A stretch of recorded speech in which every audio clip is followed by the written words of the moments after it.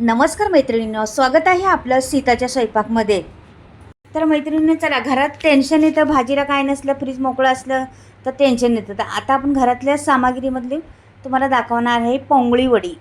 तर पहा, आता इथे कांदे घेते पहिले आणि इथं गॅसवरती कांदे भाजायला ठेवते.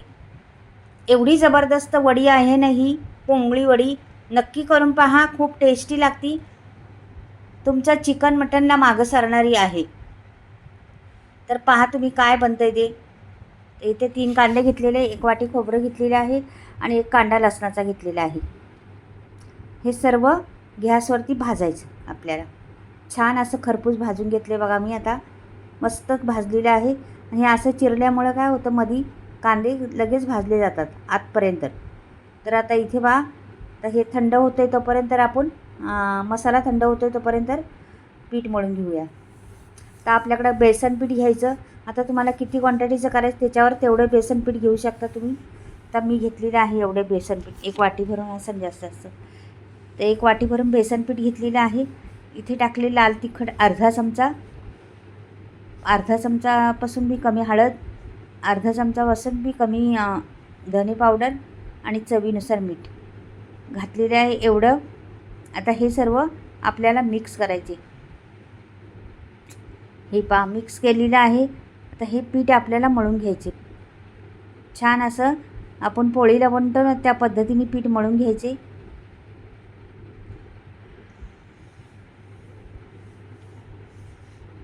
थंड पाण्याचाच वापर करायचा, नॉर्मल आहे तेच. रूम टेम्परेचर असतं ना पाणी, तेच पाणी घ्यायचं आहे आणि पीठ छान मळून घ्यायचे आपल्याला, पोळीचं मळतं तसं.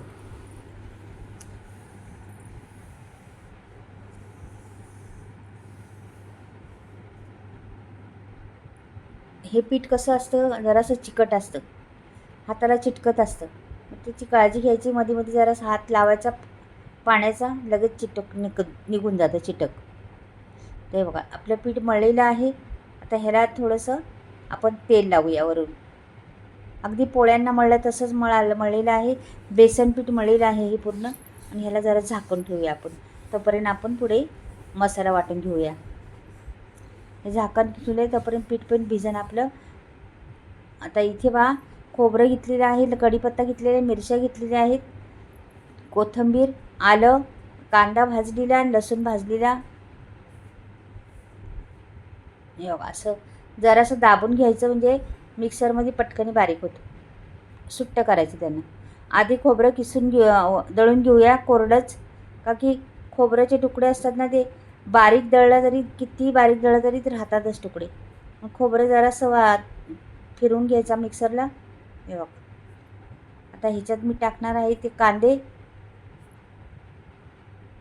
लसूण, कोथिंबीर आणि आल्याचे तुकडे.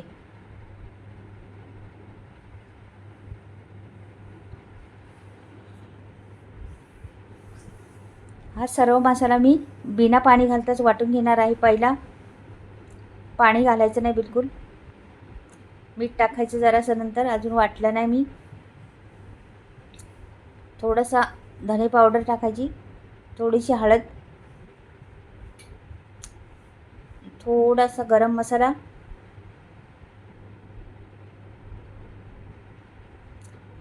इथे थोडं 1 अर्धा चमचा लाल तिखट टाकलेलं आहे.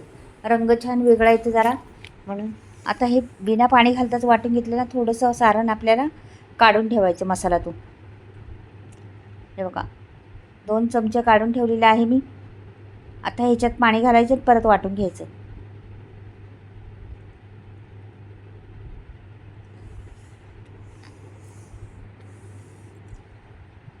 छान वाटून घेते. हे बघा अशा पद्धतीने वाटून झालेलं आहे. मस्त माही वाटलेलं आहे.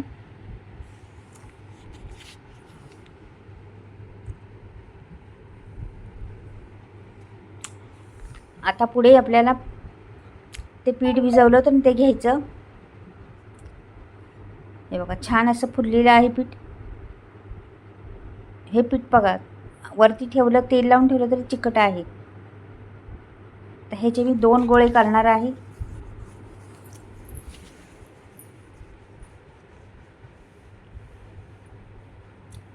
तर मैत्रिणीनं ह्याचं तुम्हाला समजलं असेल, ज्याला माहीत आहे त्याला समजलं असेल, ही पोंगळी आहे. पोंगळीची आमटी बनवणार आहे मी. तर पोंगळीची आमटी कशी बनते पहा तुम्ही. इथं पीठ लावायचं, छान अशी पोळी लाटून घ्यायची.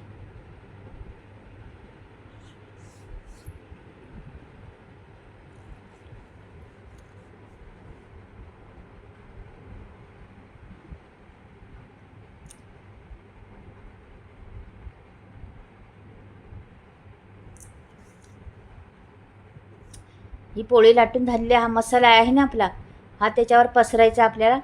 मस्त सगळीकडून लावून घ्यायचा मसाला.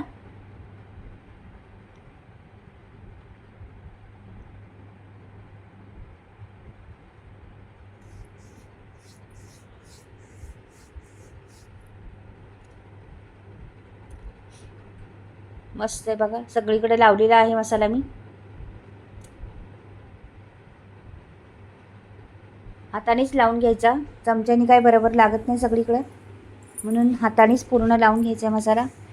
आता काय करायचे आपल्याला, मी खोबरं घेतलेलं आहे, सफेद तीळ आणि खसखस हे घेतलेलं आहे. तर आता खोबरं पीस करते पहिलं त्याच्यावर सगळीकडे.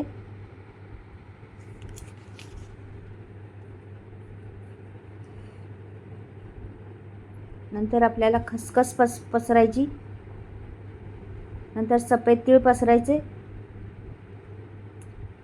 हे छान पसरून घेतलं, चांगलं सगळीकडे बसलेलं आहे. आता काय करायचं, एक कटर घ्यायचं आणि अशा लांबड्या लांबड्या खाप करायच्या, पट्ट्या काढायच्या लांब लांब.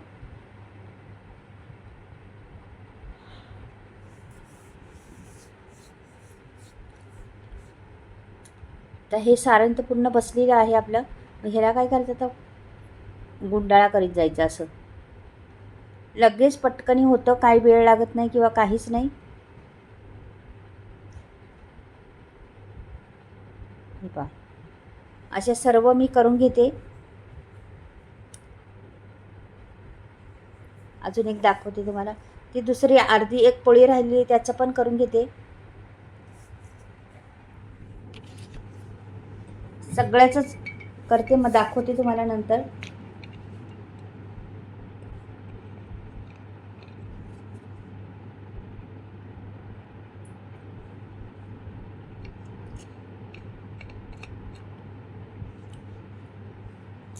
छान रोळ बनतात ते, मस्त एकदम मसालेदार रोळ असतात ते, खूप छान. पहा बरं किती सुरेख रोळ बनलेले आहेत.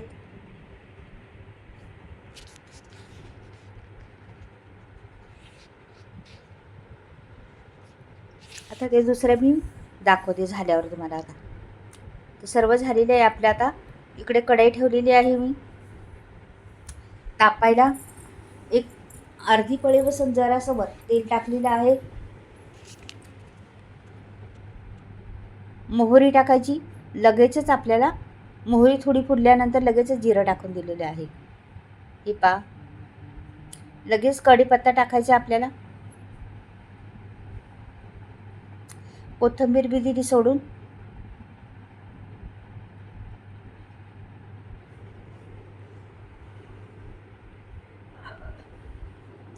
आता हे वाटण आहे ना, वाटलेलं पाणी घालून ते सोडायचं ह्याच्यात. छान परतून घ्यायचं ते वाटण आपल्याला. तेलात तेल सुटेपर्यंत असं बाहेर तेल आलं पाहिजे. अशा पद्धतीने चांगलं 2 मिनिट लागणार आहे तुम्हाला परतायला.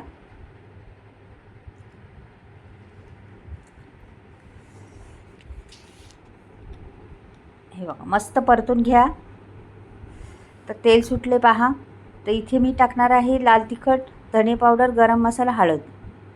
हे सगळं सोडलेलं आहे मी. तर ह्याला मस्त हलवून घ्यायचं. गरम पाणी करायला ठेवलेलं आहे, थंड पाणी नाही ओतायचं ह्याच्यात, गरम पाणीच ओतायचं. तर मी बाजूला गॅसवरती ठेवलेलं आहे, ते दाखवते तुम्हाला आता परत पुढे. मस्त तेल सुटलेलं आहे, मसाल्याचा खमंगपणा सुटलेला आहे. हा रंग छान दिसतो भाजल्यामुळं. तव्यावर गॅसवर भाजलेले. गावाकडे पहिली कशी करायची जुनी लोक, चुलीत भाजायची. ती चव काही आवरच असायची, छान असायची चव. तर गरम पाणी ओतते मी.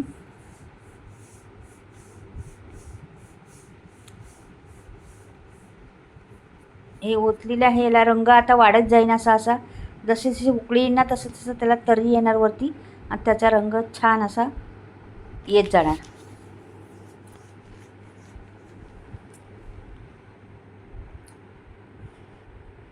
सुगंध फार सुटलेला आहे फोडणी दिले तर. हे आता पुरे झालेले आहे आपलं. तर ह्याला उकळी येऊन द्यायची खळखळून. उकळी आलेली आहे. मीठ टाकायचे त्याच्यात चवीनुसार आपल्याला. आणि हे पोंगे केलेले आहेत ना, पोळंगी नाव आहे त्याचं. ह्याला सोडून द्यायचे याच्यात.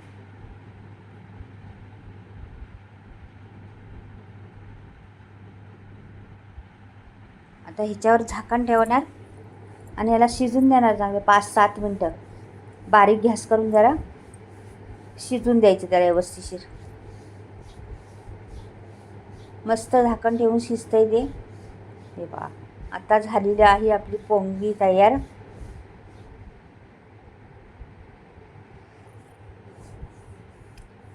मस्त रस्सा, खमंग रस्सा आणि ते भाकरीबरोबर किंवा भातावर घ्या, खूप तोंडी लावण्यासाठी मस्त. कुस्करून खा, कसंही खा, खूप टेस्टी लागते. आता मी काढून दाखवते ही पोंगी.